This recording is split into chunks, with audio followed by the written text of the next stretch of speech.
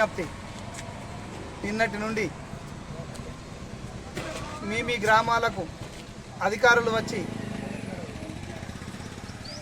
Ration cards కానీ అదేవిధంగా ఇందిరమ్మ ఇళ్ళ గురించి గ్రామ సభలు నిర్వహించి అర్హులైన వాళ్ళందరినీ కూడా గుర్తించే కార్యక్రమం తీసుకుంటున్నారు.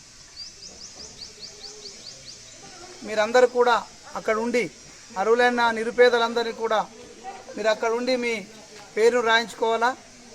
అంతేకాకుండా కాంగ్రెస్ కార్యకర్తలు మీ గ్రామాల్లో జరిగే గ్రామ సభల్లో విధిగా పాల్గొని, ఎందుకంటే మనము గ్రామంలో ఉన్నటువంటి నిరుపేదలందరికీ రేషన్ కార్డు, అదేవిధంగా ఇందిరమ్మ ఇల్లు, ఇందిరమ్మ భరోసా ఈ పథకాలు మనం ఇప్పించడం ద్వారా గ్రామాల్లో అర్హులైన పేదలందరికీ కూడా సాయం చేసే వాళ్ళం అవుతాం. కాబట్టి కాంగ్రెస్ కార్యకర్తలందరూ కూడా ప్రతి గ్రామంలో మీ బాధ్యతగా 10 సంవత్సరాలు ఏ ప్రభుత్వాన్ని అయితే మనం విమర్శించినామో టీఆర్ఎస్ ప్రభుత్వాన్ని, వాళ్ళ కళ్ళబొల్లి మాటలకు ప్రజలు మోసపోయిన విషయాన్ని మనం కనికట్టుగా చెప్పి వాళ్ళను ఈ స్కీములలోకి రాని వారందరినీ కూడా స్కీములలోకి తీసుకొచ్చి వాళ్ళందరికీ కూడా సహాయ సహకారాలు అందించే కార్యక్రమాన్ని కాంగ్రెస్ పార్టీ వాళ్ళు తీసుకోవాలి.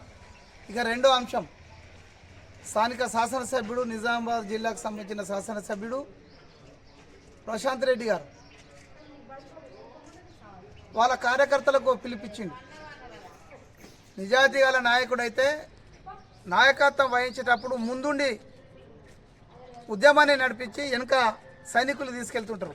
కానీ ప్రశాంత్ రెడ్డి గారేమో అస్త్రసన్యాసం చేసి కార్యకర్తలరా మీరు వెళ్ళండి, ఎక్కడికక్కడ నిలదీయండి, మనం గతంలో 10 సంవత్సరాల పురుషోత్తనం చేసినాం, ఆ పురుషోత్తనం బయటపడకుండా మీరు అక్కడ అల్లరి చేయండి అని చెప్తున్నారు. కానీ మేము కూడా కోరుకుంటున్నాం, టీఆర్ఎస్ శ్రేణులు కూడా రమ్మంటున్నాం. మేము మీలాగా మీ ఎమ్మెల్యే చెప్పినోడో మీ ఇంటికి వచ్చినోడికో ఇల్లు ఇవ్వడం కానీ, మీ ఇంటికి వచ్చిన వాళ్ళకే సీఎంఆర్ఎఫ్ ఇవ్వడం కానీ, మీ ఇంటికి వచ్చిన వాళ్ళకే కళ్యాణ లక్ష్మి చెక్కులు ఇప్పించినటువంటి పరిస్థితి కాంగ్రెస్ పార్టీది కాదు. అది మీ ప్రశాంత్ రెడ్డి గారు తెలుసుంటే బాగుంటుంది. మేము ఇవాళ ప్రశాంత్ రెడ్డి గారికి గుర్తుండాలా,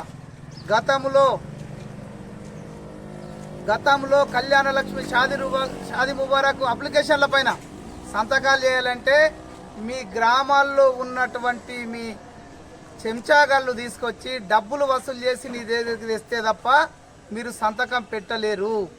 కానీ సంవత్సరం కాలంగా ఎమ్మెల్యేగా నీ బాధ్యతగా నీ దగ్గరికి మా ప్రభుత్వం పెళ్ళైన అప్లికేషన్ పెట్టుకున్న ప్రతి ఒక్కరు నీ దగ్గరికి పంపిస్తున్నప్పుడు ఎక్కడన్నా అవినీతి జరిగిందని నువ్వు గుర్తుంచుకోవాలా. అందుకనే మీకు చెప్తున్నాం, టీఆర్ఎస్ శ్రేణులారా రండి, వచ్చి వాస్తవాలు మాట్లాడుకుందాం రండి. 10 సంవత్సరాల కాలంలో మీరు ఏమేమి మోసాలు చేసిరు, ఏమేమి ఇస్తామని ఇయ్యలేరో వాటన్నిటిని కూడా ప్రజలకు మేము వివరిస్తాం. మేము గత సంవత్సర కాలంలో మేము ఏమేమి ఇస్తున్నామో అవన్నీ చెప్తాం.